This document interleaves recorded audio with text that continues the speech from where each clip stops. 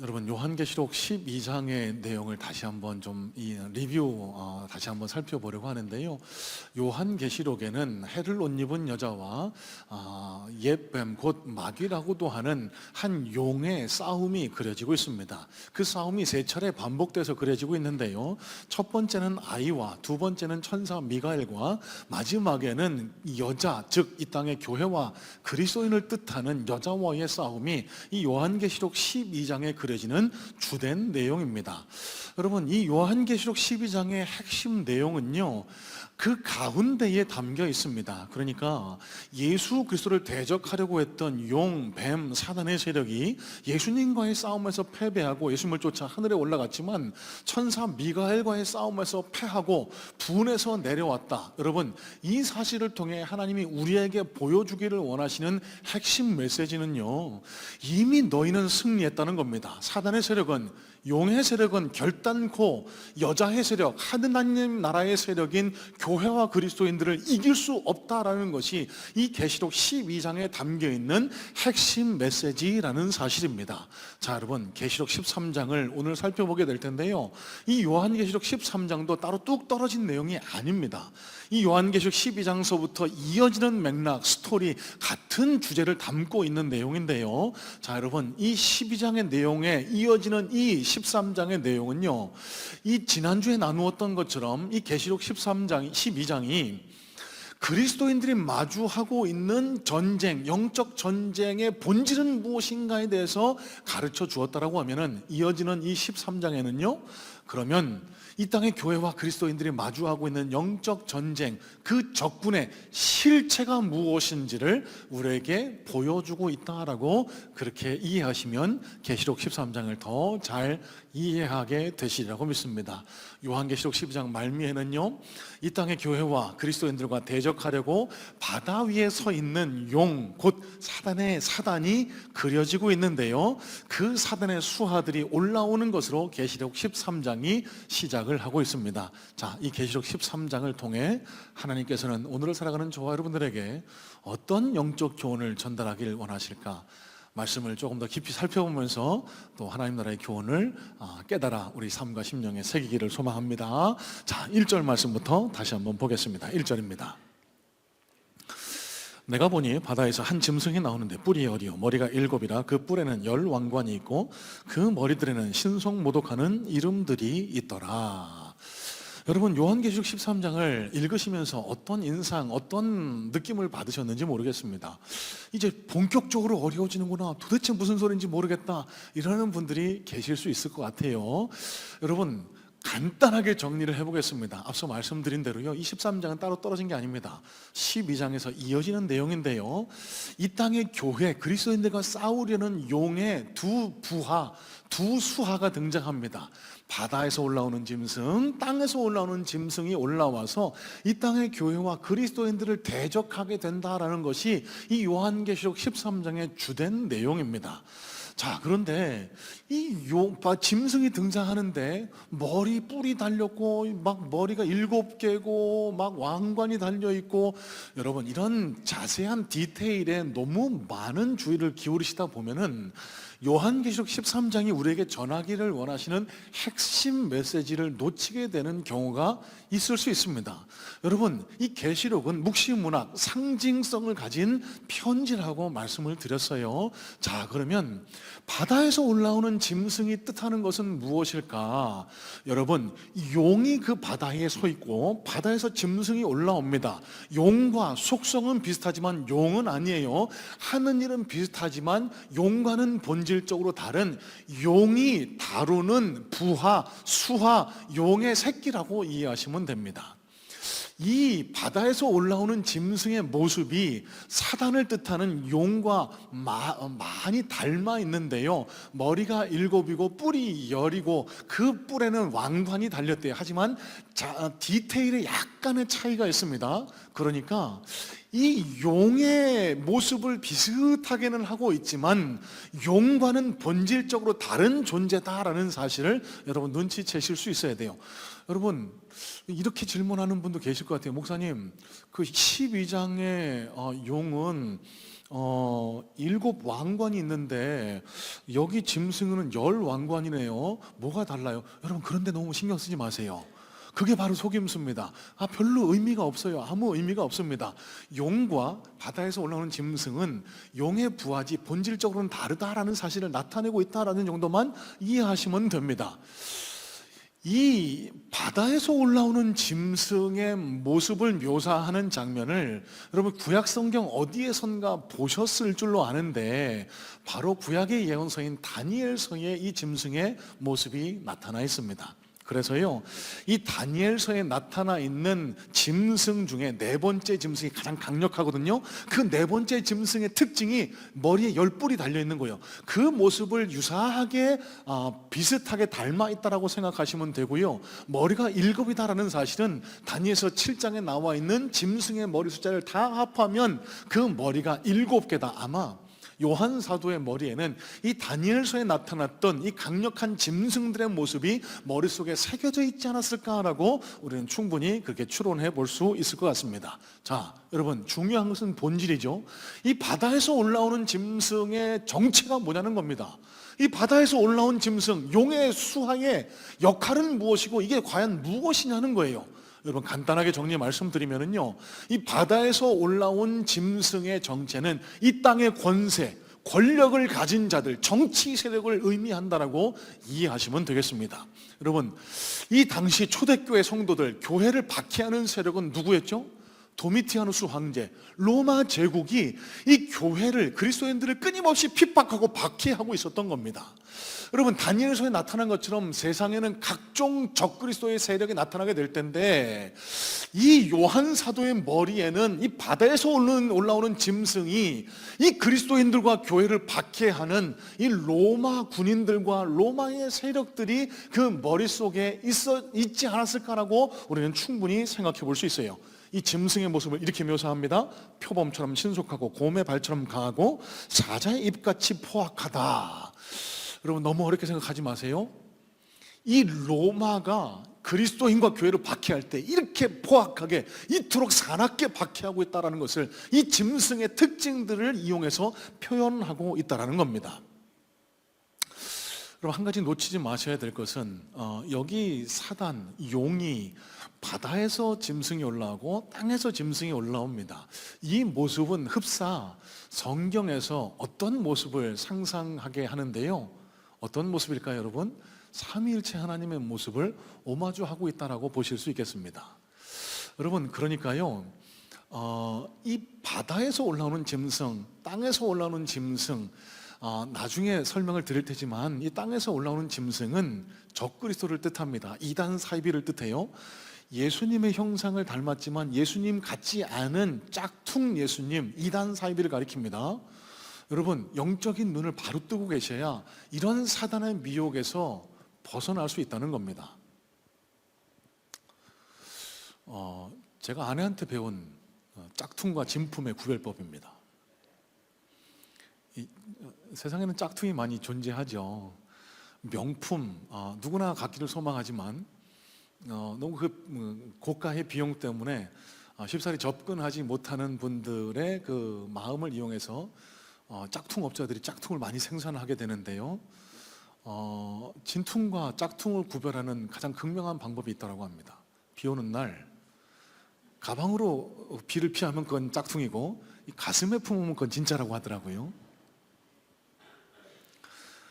여러분, 여기 사단이요, 하나님의 모습을, 삼위일체를 흉내내고 있지만 절대로 하나님과 같을 수 없다는 사실을 이 계시록 13장 내용을 통해서 우리는 깨달을 수가 있게 됩니다. 자, 4절 말씀도 한번 살펴볼까요? 4절입니다. 용이 짐승에게 권세를 주므로 용에게 경배하며 짐승에게 경배하이로되 누가 이 짐승과 같으냐, 누가 능히 이와 더불어 싸우리요 하더라. 자, 여러분, 이 용이 짐승에게 권세를 이양합니다. 어떤 권세요? 하나님의 나라의 세력, 교회와 그리스도인들을 핍박하는 그 권세. 여러분, 이 모습부터 어떤 장면이 연상되지 않으세요? 하나님이 이 땅에 오신 예수 그리스도께 당신의 능력을, 힘을 이양한 모습을 그대로 오마주하고 있는 거예요. 하지만 절대로 하나님과 같을 수는 없습니다. 자, 이 용으로부터, 사단으로부터 권세를 이양받은 이 바다에서 올라온 짐승이 끊임없이 그 교회를, 그리스도인들을 괴롭힙니다. 여러분, 요한 사도가 무슨 말을 하고 싶었던 걸까요? 지난주에도 나눴지만 초대교회 성도들이요, 내 사랑하는 동료 그리스도인들이요, 저 로마의 세력이 당신들을 짓밟고 핍박하지만 그 사람들이 진짜 사단은 아닙니다. 우리의 싸움은 혈과 육을 상대하는 것이 아니고 그 뒤에 있는 사단의 세력을 우리가 상대하고 있음을 깨달아야 합니다. 사람을 미워하지 마세요. 로마 군인을 미워하지 마시고 그 뒤에서 역사하는 사단과의 싸움에서 이길 수 있어야 됩니다. 여러분, 이렇게 가르쳐 줬던 것처럼 이 로마 세력이 끊임없이 이 초대교회 성도들을 어렵게 한다라는 사실을 이 바다에서 올라온 짐승의 모습을 통해서 표현해 주고 있는 거예요. 자, 그러면 오늘날을 살아가는 저와 여러분들에게는 어떻게 적용될 수 있을까요? 이 사단의 수하인 바다에서 올라온 짐승이 취하는 행동의 특징이 있습니다. 여러분, 4절 말씀 중간에 이런 구절이 있죠. 누가 이 짐승과 같으냐? 누가 능히 이와 더불어 싸우리요? 내가 최고다라는 겁니다. 이게 최고다라는 거예요. 물론 여러분, 지금 북한이나 어떤 특정 국가에서는 기독교를 아직도 정권 세력이 박해하는 경우가 있긴 하지만 저와 여러분의 경우에는 그렇지가 않지 않습니까? 그러면 이 계시록 13장에 나와 있는 바다에서 올라온 짐승을 우리는 어떻게 받아들이고 해석하는 것이 옳을까? 여러분, 이 특징을 통해 한 가지를 연상하게 됩니다. 이 땅의 그리스도인들을 끊임없이 뒤흔들고 무너지게 하는 우상의 세력들, 뭘까요? 2M의 우상, me and money. 네가 최고다, 돈이 최고다, 누가 이것들보다 더 중요하냐? 주일날 교회 간다고 뭐 뾰족한 수가 생기냐?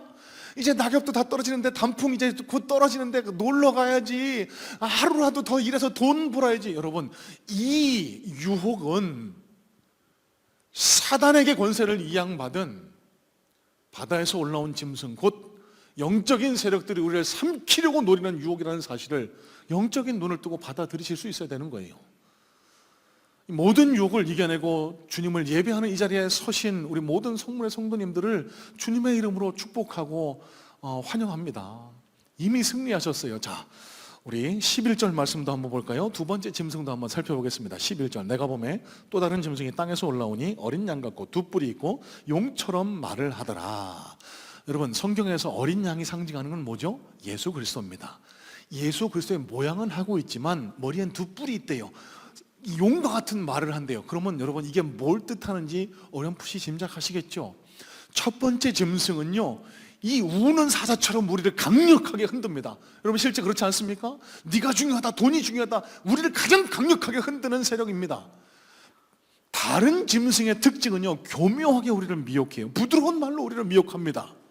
어린 양의 모습, 예수님과 같은 모습으로 우리를 다른 곳으로 인도해요. 여러분, 이거는 적그리스도인 이단 사이비를 뜻하고 있습니다. 종말의 때가 될수록 너희를 참 신앙에서 벗어나게 하려는 이런 적그리스도의 세력, 이단 사이비 신천지의 세력이 판을 치게 될 것이다. 여러분, 이렇게 받아들이시면은 이 두 번째 짐승의 정체를 바로 파악하고 계시는 겁니다. 자, 이 미혹하는 세력, 두 번째 땅에서 올라오는 짐승이 사용하는 방법이 있어요. 13절, 14절인데요. 이렇게 말씀이 기록됩니다. 큰 이적을 행하되 심지어 사람들 앞에서 불이 하늘로부터 땅에 내려오게 하고 짐승 앞에서 받은 바 이적을 행함으로 땅에 거하는 자들을 미혹하며 땅에 거하는 자들에게 이르기를 칼에 상하였다가 살아난 짐승을 위하여 우상을 만들라 하더라. 어떤 방법을 사용하죠? 이적입니다. 신비로운 일을 일으켜서 와, 저기가 진짜 교회구나, 저 사람이 메시아구나, 우리를 착각하게 만든다는 겁니다. 여러분, 잘 새겨 들으셨으면 좋겠습니다. 여러분, 교회 안에만 이적이 일어나는 것 아니에요. 다른 곳에서도, 다른 종교에서도 신비로운 현상, 기적 같은 일이 일어날 수 있습니다. 질병이 떠나가고 신비로운 현상, 영적인 현상들이 일어나는 것, 교회 안에서만 경험되는 것 아니고요, 다른 종교에서도, 이단 신천지 사이비에서도 일어나게 됩니다. 여러분, 그런데 현혹되지 마세요. 여러분, 잘 생각해 보시기 바랍니다. 예수님이 이 땅에 오셔서요, 수많은 병자를 고치시고 죽었던 사람도 살리시고 여러 가지 이적과 기적을 행하셨습니다. 물이 포도주가 되게 하고, 또 오병이요, 물고기 2마리와 보리떡 5개로 2만여 명의 사람을 먹이시는 놀라운 일들을 행하셨거든요. 물 위를 걸어오셨어요. 여러분, 이런 이적을 행하신 목적이 뭘까요? 하나님은 살아계시고 내가 메시아고 나를 통해서 하나님께로 갈 수 있다라는 이 복음을 전달하기 위해서 이 이적들을 행하신 것 아닙니까? 그런데 어떤 신비로운 현상이 일어납니다. 그런데 그 신비로운 현상이 이 이만희 때문에 일어난 겁니다. 아니면은 장기일자가 이 병을 고쳤습니다. 여러분, 그 신비와 이적을 어떤 다른 방향으로, 하나님이 아닌 다른 방향으로 인도하면 그곳에는 진리가 없습니다. 여러분, 또 말씀드려요. 저와 여러분들이 마주하며 살아가는 이 세상은 영적인 세상이기 때문에 귀신들도 역사합니다. 교회 안에서만 신비로운 이적이 일어나지 않고요, 다른 곳에서도 유사한 일들이 일어날 수 있습니다. 하지만 우리가 눈여겨보셔야 할 것은, 여러분, 무당이 작두 탄다고 그곳에 진리가 있지 않잖아요. 우리가 눈여겨보셔야 될 것은 그 신비로운 일이, 기적이 우리를 어디로 인도하느냐는 겁니다. 진리로 인도하느냐 그렇지 않느냐, 이것이 참 종교와 그렇지 않은 것을 판가름하게 돼요. 그 이적과 신비를 통해서 하나님께 영광이 올려 들어가면은, 돌려지면은 그곳이 건강한 교회고 그것이 성령님이 역사하는 곳이지만, 이런 이적은 이만희를 통해서만 나타난다, 이런 이적은 그 권사를 통해서만 나타난다, 여러분, 그곳은 땅에서 올라온 짐승이 통치하는 곳이라는 사실을 여러분 깨달으실 수 있어야 돼요. 여러분, 저희 교회는요, 여러분 앞에 서 있는 목사는요, 개혁주의, 복음주의, 성서주의를 표방합니다. 성경에 있는 그대로 하나님만이 우리의 유일한 소망이시오, 그분의 말씀이 참 진리다라는 것이 개혁주의, 복음주의, 성서주의의 핵심입니다. 이 사상에 입각해서 여러분들께 한 가지 권면의 말씀을 드리고 싶어요. 여러분, 신비와 은사주의를 주의하시기 바랍니다. 여러분, 신비주의, 은사주의는 뭐냐면요, 하나님을 믿어서 나타나는 신비로운 현상, 여러분 나타날 수 있어요. 소망하셔야 됩니다. 기도하다 보면 방언이 열리고요, 기도하다 보면 암덩어리가 떨어져 나가고 질병이 치유되고 안 될 것 같은 일들이 일어나고, 이런 일들이 하나님의 능력으로 일어나기도 합니다. 하지만 중요한 것은, 은사 신비주의는요, 이 은사, 신비로운 일을 통해 하나님을 믿는 믿음이 강화되고 성장하는 게 아니라 그것에만 천착하는 것, 그것에 집중하는 것, 이걸 가리켜 은사주의, 신비주의라고 합니다. 신비로운 현상만을 쫓아 신앙생활하는 것, 여러분, 거기엔 진리가 없어요.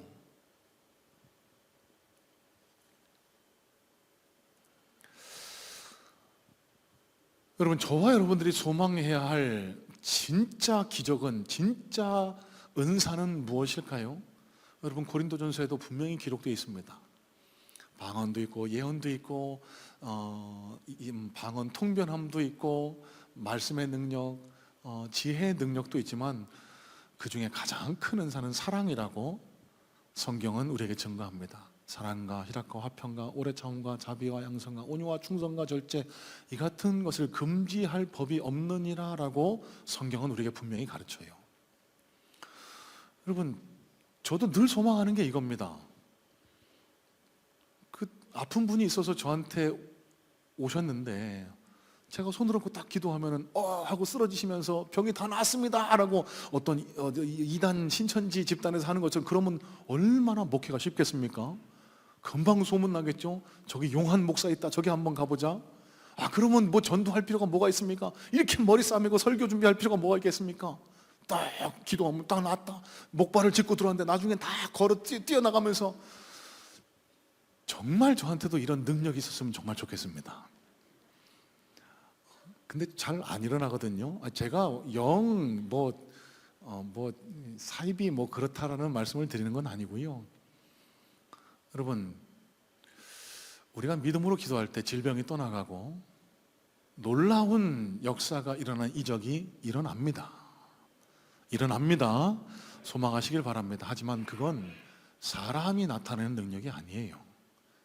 하나님이 하나님의 뜻에 맞을 때, 복음 증거의 목적에 부합할 때 일으켜 주시는 역사가 은사고 능력이라는 사실입니다. 그런데 이것만을 바라보고 또 이 은사와 능력이 내 것이라고 개인의 유익을 취하게 되면 그곳은 여러분 이미 변질된 곳이라는 사실이에요. 여러분, 기억하시길 바랍니다. 신앙생활하면서 일어날 수 있는 가장 큰 이적은 뭘까요? 내가 변화되는 겁니다. 여러분, 이걸 소망했으면 좋겠어요. 우리 성문의 모든 성도들이 이 기적을 소망했으면 좋겠습니다. 절대로 변할 것 같지 않던, 옛날에는 남을 비방하고 악독한 저주의 말이 내 입에 담겨 있었다라고 하면은 점점 예수 그리스도와 동행함으로 사랑의 언어, 소망의 언어, 화해와 화평의 언어가 담겨지는 것, 여러분, 이게 진짜 기적입니다. 여러분, 예전에는 저 사람을 보면 혀를 찔찔 차면서 에이, 교회 다니는 사람은 뭐 저래 이랬다라고 하면은, 이제는 점점 예수 그리스도께 다가감으로 저 사람 때문에라도 내가 교회 한번 가봐야 되겠어. 여러분, 이게 진짜 기적 중에 기적이라는 사실을 기억하시길 주님의 이름으로 축복합니다. 여러분, 저는 성문의 성도님들에게 이 놀라운 역사가 일어날 수 있기를 간절한 마음으로 소망해요. 요한계시록을 강해해 나가는 동안 여러분들의 삶 속에 이 놀라운 기적의 변화가 일어날 수 있게 되길 소망하고요. 그래서 저와 여러분들의 입술과 삶을 통해서 복음이 증거되는 역사가 드러날 수 있게 되기를 간절히 소망하면서 축복합니다. 자, 두 번째입니다. 저 뒤에 16절로 18절 말씀을 살펴볼 텐데요, 16절에서 18절 말씀 보겠습니다. 그가 모든 자, 곧 작은 자나 큰 자나 부자나 가난한 자나 자유인이나 종들에게 그 오른손이나 이마에 표를 받게 하고 누구든지 이 표를 가진 자 외에는 매매를 못하게 하니, 이 표는 곧 짐승의 이름이니 그 이름의 수라. 지혜가 여기 있으니 총명한 자는 그 짐승의 수를 세어보라. 그것은 사람의 수니 그의 수는 666이니라. 그래서 최병진 장로님 기도해 주신 대로 점점 불확실성이 증가하는 그런 시대를 저와 여러분들이 살아가고 있는 것 같습니다. 전쟁이 곳곳에서 발생하고, 저 아마게돈 전쟁과 같아 보이는 이스라엘과 팔레스타인의 전쟁, 그리고 코로나와 같은 각종 자연재해, 질병들, 이런 시대에 대한 불확실성들, 미래에 대한 궁금증들, 여러분, 이런 호기심들이 이 본문에 대한 그릇된 해석과 오해를 낳았다라고 저는 그렇게 판단이 됩니다. 사람이요, 이 땅을 살아가다 보면은 연약해질 때 미래가 궁금해집니다. 내 삶에 대한 충실한 소망이 없을 때 미래가 궁금해지고 불안해지게 됩니다. 그러다 보니까요, 이 계시록을 읽으면서 그릇된 해석으로 잘못 빠지게 되는 경우가 많이 있는 것을 우리는 경험하게 돼요. 여러분, 오늘 본문 요한계시록 13장 마지막 절에는 이 666이 바로 그 대표적인 케이스가 아닐까 싶습니다. 여러분, 이 666을 잘못 해석하면은요, 잘못된 요한계시록에 대한 이해로 잘못된 신앙으로 발을 들일 우려가 있다는 점을 여러분 미리 말씀을 드리면서요, 자, 그럼 이 666이 도대체 어떤 숫자냐 한번 해석을 해볼까요? 크게 지금까지 두 갈래로 해석을 해왔습니다. 하나는 문자적인 해석, 두 번째는 상징적인 해석입니다. 먼저 드릴 말씀은요, 여러분, 요한계시록을 해석할 때, 읽어 내려가실 때 중요한 원칙이 있습니다. 해석의 방향을 정했으면 그 방향에서 벗어나지 말자는 겁니다. 이단 사이비들이 주로 쓰는 수법이요, 어떨 때는 문자적으로, 어떨 때는 상징적으로, 문자적으로 막 해석하다가 잘 안 풀려요. 아, 그러면 이건 상징이야. 상징적으로 해석하다가 잘 안 풀려요. 아, 그럼 이건 문자적으로 해석해야 돼. 오락가락 왔다리 갔다리 자기 뜻대로 해석하면 이게 코에 걸면 코걸이고 귀에 걸면 귀걸이가 되는 겁니다. 여러분, 그런 식으로 해서는 요한계시록을 건강하게 해석할 수 없어요. 계시록을 해석하는 중요한 원칙이 있습니다. 묵시문학이라는 점, 마치 일제시대에 독립투쟁을 하던 우리 독립군들이 일본 경찰의 눈을 피해서 우리들끼리 알 수 있는 언어로 서로 소통했다라는 그런 형식이 이 요한계시록의 형식, 그리고 대다수의 표현들이 상징적인 의미를 담고 있다라는 이 원칙을 놓치지 않으시면요, 이 요한계시록 13장을 해석하는데도 전혀 어려움을 느끼지 않으실 수 있습니다. 먼저 문자적으로 해석하는 입장을 한번 살펴볼까요? 많은 이들이 지금까지 이 요한계시록 13장 마지막 구절을 문자 그대로 해석하려고 애를 써왔어요. 왜? 이렇게 기록되어 있잖아요. 총명한 자는 그 짐승의 수를 세어보라. 그것은 사람의 수니 그의 수는 666이니라. 총명한 자, 그러니까 신령한 능력이 있는 자는 이 사람이 누군지를 알 수 있게 된다. 666이 누군지를 깨닫게 된다. 이런 식으로 해석을 해서 사람들을 미혹했어요. 이 문자 그대로 해석하면은요, 이 666이 어떤 한 특정인 개인, 사람을 가리킨다라고 목적을 갖고 해석을 하게 됩니다. 그래서 나오게 된 학설이, 이 666이 가리키는 대상이 로마 황제 킬리굴라, 트라이안, 배교자 유리안, 반달족, 교황 베네딕트 9세 혹은 바오로 5세 혹은 마호메트 등등, 그러니까 이 예수 그리스도와 교회를 박해하는 어떤 한 개인이 바로 이 666 짐승이다라고 문자적으로 해석하려고 했던 거예요. 자, 그 대표적인 케이스가 네로 황제입니다. 이 네로 황제의 이름을 히브리어로 그대로 발음하면 네오론, 카사르 네론이라고 그렇게 발음이 되는데, 이 카사르 네론을요, 그 유대인의 숫자 상징으로 표현하면 이렇게 된답니다. 100 더하기 600 더하기 200 더하기 50 더하기 200 더하기 6 더하기 50 모두 합하면 666입니다. 그래서 이 666이 네로 황제를 의미한다라고 그렇게 해석을 하기도 했어요. 여러분, 좀 무리한 해석입니다. 물론 로마 황제 네로가 이 교회와 그리스도인을 핍박하기는 했지만 이 요한계시록 전체는 상징의 의미를 담고 있다라고 누차 말씀을 드렸습니다. 자, 그러면 이 666의 정체는 뭘까요? 예전에도 말씀을 드렸습니다. 히브리인들이 숫자의 어떤 의미를 담아서 표현하는 수비학을 게마트리아라고 그렇게 지칭한다라고. 그래서 2는 증인의 수고, 3은 하늘의 수, 4는 동서남북을 가리키는 수, 6은 사람의 수 혹은 불완전 수입니다. 7이 완전한 숫자, 하나님을 가리키는 숫자입니다. 그래서 14만 4천도요 12, 그러니까 구약시대 백성 곱하기 12, 신약시대 백성 곱하기 충만한 수 1000을 다 곱하면 14만 4천. 그러니까 이 14만 4천이 신천지가 주장하듯이 물리적인 숫자가 아니라 이 땅을 살아가는 예수 그리스도를 믿는 모든 성도를 가리키는 숫자라는 것처럼 666도 어떤 한 개인을 가리키는 것이 아니라 완전한 수, 하나님을 뜻하는 777에 하나씩 모자란 숫자. 그러니까 하나님을 닮아가려고 하고 하나님을 모방하려고 하지만 하나님이 아닌 유사 짐승, 그러니까 악의 세력, 하나님의 세력에 대항하는 모든 사단의 세력을 가리켜 666이다 이렇게 해석하시면 정확합니다. 앞에 나온 바다에서 올라오는 짐승, 우리를 신앙에서 멀어지게 하는 네가 최고야, 돈이 최고야라고 하는 것, 이게 666이에요. 이단 신천지 사이비가 간도 쓸개도 다 빼줄 것처럼 우리에게 다가와서 이 요한계시록을 이렇게 풀어야 돼, 그러면서 이만희가 메시아래요, 그리스도래요. 여러분, 그게 바로 666입니다.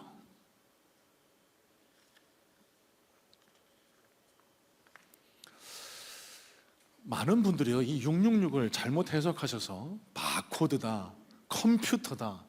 그래서 어떤 극단적인 분들은 슈퍼 가셔서도요, 이 바코드가 찍힌 상품은 일절 구매를 안 하셨던 분이 있었다라고 합니다. 말도 안 되죠. 여러분, 하나님이 이 땅을 살아나가는 백성인 저와 여러분들 뭐 굶어 죽으라고 뭐 사 먹지 말라고 하실까요? 아니잖아요. 가장 논란이 됐던 베리칩이라고 있습니다. 베리칩 들어보신 분 들어보셨을 거예요.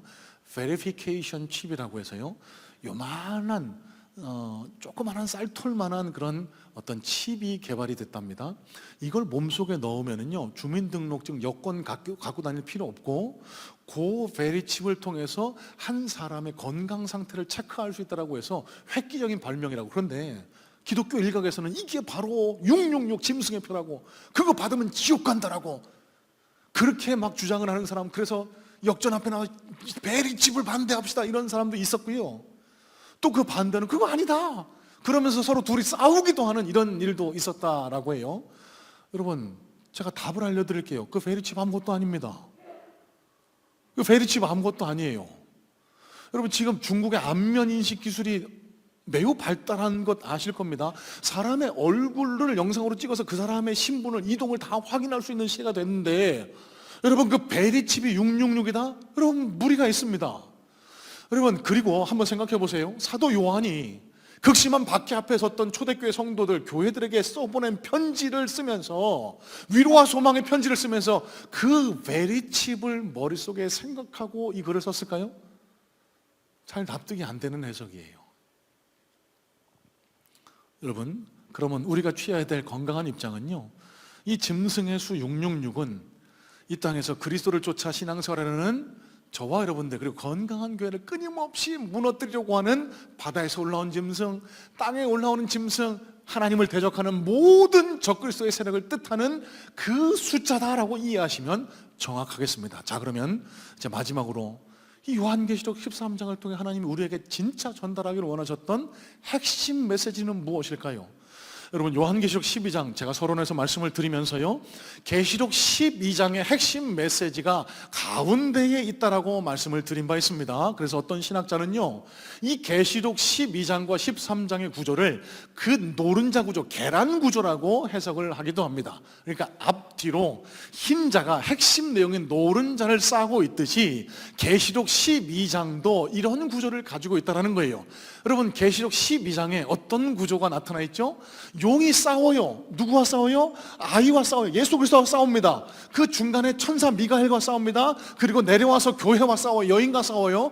이 12장의 핵심 내용은 계시록 한가운데 나와 있는 승리의 선포라는 겁니다. 아무리 악의 세력이, 사단의 세력이 예수 그리스도를 쫓아 저 천상으로 올라왔지만 이미 예수 그리스도께서, 천사 미가엘이 이미 이겨놓았다. 너희는 이미 승리한 존재다. 사단이, 용이 너희를 흔들려 땅에 내려갈 것이지만 절대로 너희는 흔들리거나 미혹당하지 말아라. 왜? 예수 그리스도께서 이미 너에게 완벽한 승리를 이루어 놓으셨기 때문에. 여러분, 이게 계시록 12장의 핵심 내용이라고 말씀드렸어요. 자, 다음 사진도 보여주세요. 이것과 마찬가지입니다. 계시록 13장도 이런 구조로 우리는 해석해 볼 수 있습니다. 바다에서 올라온 짐승, 너희가 용과 싸움을 하게 될 텐데 너희가 마주해야 할 싸움의 실체는 이거야. 바다에서 올라온 짐승이야, 땅에서 올라온 짐승이야. 이걸 알려주시면서요, 하나님이 우리를 겁주시려고, 이 짐승들 봐봐 얼마나 무서워, 이걸 알려주기 위해서 이 계시록 13장을 읽게 하셨을까요? 아니요. 하나님의 진정한 메시지는 그 가운데 담겨 있는 겁니다. 9절로 10절에 그 핵심 메시지가 담겨 있는 거예요. 자, 9절에 10절 어떤 말씀이 기록되어 있나 한번 다시 살펴봅니다. 9절 10절, 누구든지 귀가 있거든 들을지어다. 사로잡힐 자는 사로잡혀 갈 것이요 칼에 죽을 자는 마땅히 칼에 죽을 것이니 성도들의 인내와 믿음이 여기 있느니라. 여러분, 계시록 13장을 읽으시면서요, 절대로 다른 데에 경도되지 마세요. 많은 분들이 이 지적인 호기심, 이단과 신천지 사이비를 통해 전해진 그런 어떤 그릇된 해석 때문에 666, 짐승의 숫자, 이 짐승의 형상, 이런 것들에 우리 마음과 정신을 빼앗기는 경우가 많이 있지만, 하나님이 우리에게 전하기 원하시는 진짜 메시지는 거기에 있지 않습니다. 그거는 아주 간단하게 해석이 되는 문제들이에요. 진짜 하나님이 우리에게 깨닫기를 원하시는 핵심 메시지는요, 이겁니다. 바다에서, 땅에서 사단의 수하들이 올라와서 너희를 예수 믿지 못하게 하려고, 너희를 신앙에서 멀어지게 하려고 끊임없이 흔들 텐데, 너희는 이미 이겼어. 너희는 결코 지지 않을 거야. 그러니까 인내와 믿음을 가지고 끝까지 싸워 이겨야 돼. 여러분, 이게 예수님이, 하나님께서 우리에게 전하기를 원하시는 진짜 핵심 메시지라는 사실입니다. 여러분, 다시 말씀드립니다. 계시록 13장을 읽다 보면은요, 잘못 읽으시면 이런 혼돈에 빠질 수 있습니다. 아, 나도 짐승의 표를 받으면 어떡하지? 나도 666 짐승이 와서 싫어요 이런데도 머리에다가 꽝 666 찍어갖고 지옥으로 끌고 가려면 어떡하지? 여러분, 염려하지 마세요. 그건 아무 의미가 없습니다. 왜요? 저와 여러분의, 눈에 보이지는 않지만 저와 여러분의 이마와 심령에는 이미 인이 박혀있기 때문에. 어떤 도장이요? 예수 그리스도의 인, 너는 내 것이다 꽝 하고 이미 도장을 찍어주셨기 때문에 우리에게 어떤 짐승의 표가, 어떤 짐승이 우리를 미혹하더라도 우리는 흔들리지 않을 수 있습니다.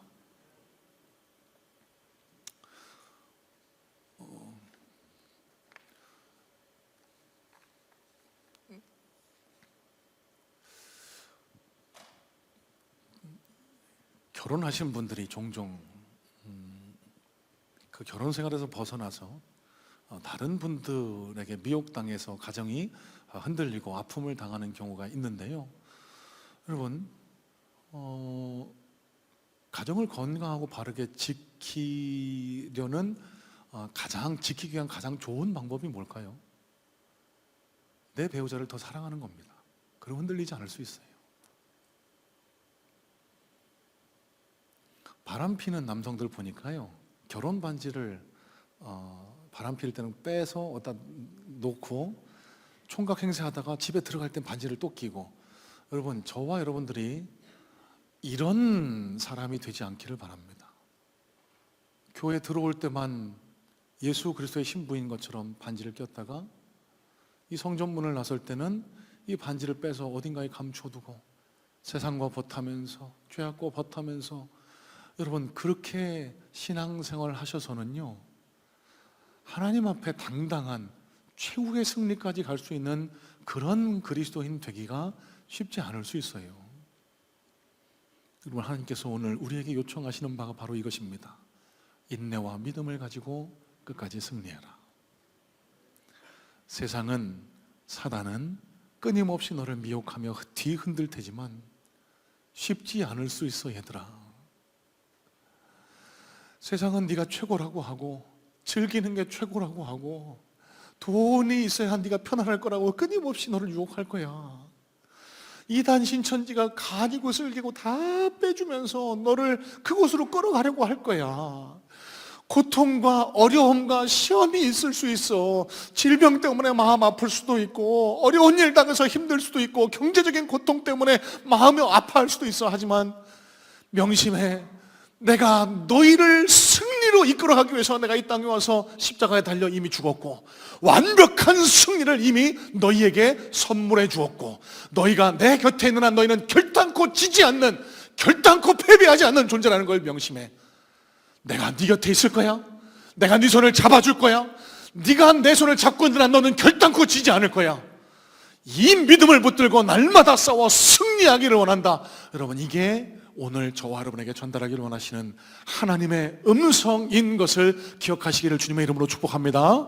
여러분 이 하나님의 음성을 굳게 붙드시고 다가오는 한 주간 동안에도 주님과 함께 동행하심으로 언제 어느 장소에 서 있든지 간에 날마다 승리의 삶을 살아나갈 수 있는 복된 능력의 그리스도인들 다 되시기를 주님의 이름으로 소원하고 축복합니다. 기도하겠습니다.